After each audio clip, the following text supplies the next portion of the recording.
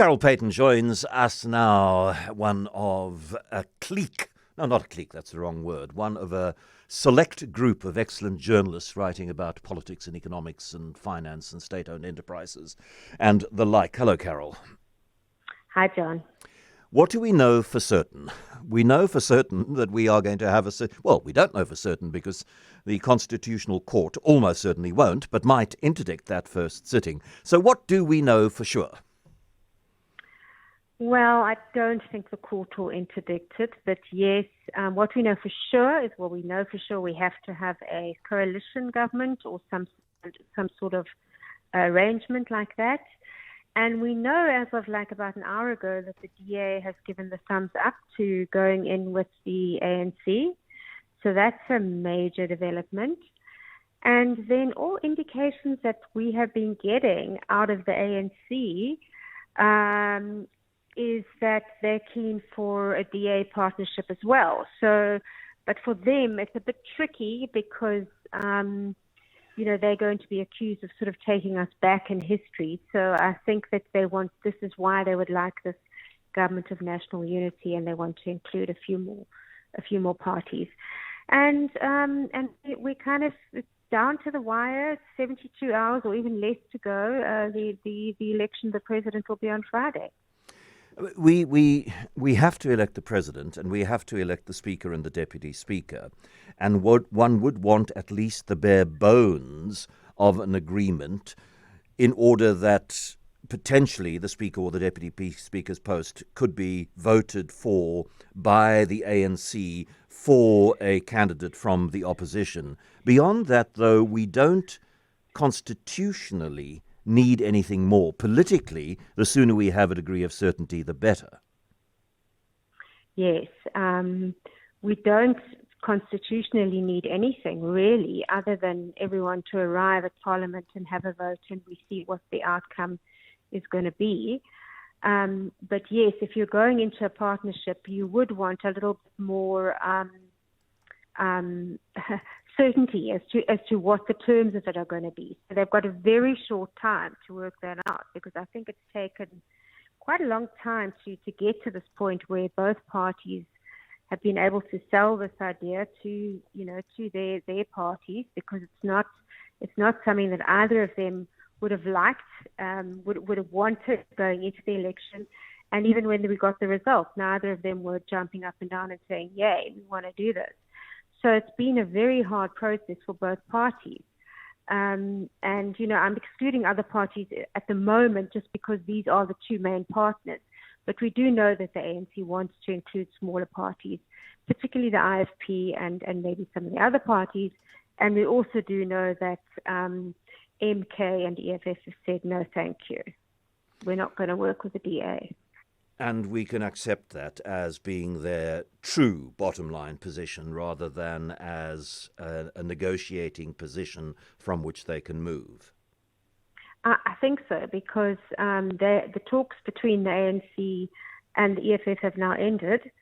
There are no more meetings set up before Friday. So I think that's it. I think that reading, the reaction of what the EFF has said, no more meetings, and the DA saying we're on. I think that sort of pretty much tells us what we need to know. Because I read a report, and one never knows entirely whether these reports are completely accurate, but I had read a report that the DA's FedEx meeting, which mandated the continuation of negotiations, ended at 3 o'clock this morning and then picked up again at 7 and started yesterday. So, it was a meeting that went well into the night and well into the early morning, which is an indication that the DA is certainly not everybody singing from exactly the same hymn sheet. No, and you can understand why. You can understand that the DA has built its reason for existence really on being in opposition to the ANC, and they played an incredibly useful and important role doing that. So to tell all your sort of your members, your activists, your MPs, your loyal people, look, we're going to switch tack here. it's a hard thing for people to get their heads around, and it is because this sort of thing doesn't happen very often. It's not very often that you get, such a radical realignment of politics, a realignment that we've all been talking about for so long, saying, well, we need this realignment. Where's it going to come from? And now that it's here, it's hard for people to get their heads around it.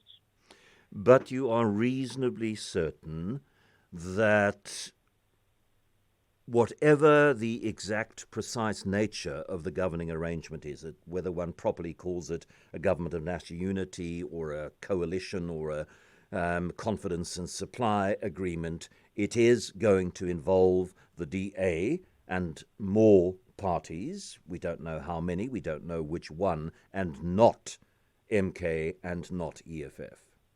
Yes, we do know that. And I think we can actually go a little bit further to say that, the confidence and supply agreement, which would have been the DA not going into the executive, but actually just remaining as an oversight, in Parliament, that doesn't seem to be on the table any longer. And now it is a question of the DA going into the executive. So it is a huge step, as you can imagine, for both parties. So it's no surprise that meeting went on practically all night. And then the smaller parties. Action SA has said no, they are not. Again, I don't know whether it's a negotiating tactic or an absolute, we will not. Al-Jamar says we won't be part of anything that includes the DA. Again, I don't know whether that's bottom line or negotiation. And then you look at some of the others and you go, what's the point of having Patricia de Lille in another ministership or deputy ministership? Good has no constituency anymore. So, what's the point of having these little parties with very little support represented in a government of national unity? Except that maybe the U word is the one that matters, the unity word. Yeah, I do think it is that. It is that, well, let's try and create some kind of semblance of unity. And I agree with you 100%. I mean, what difference does it make if Patricia de Lille's in there? The only person that makes a difference to is her, because she gets a nice ministerial salary.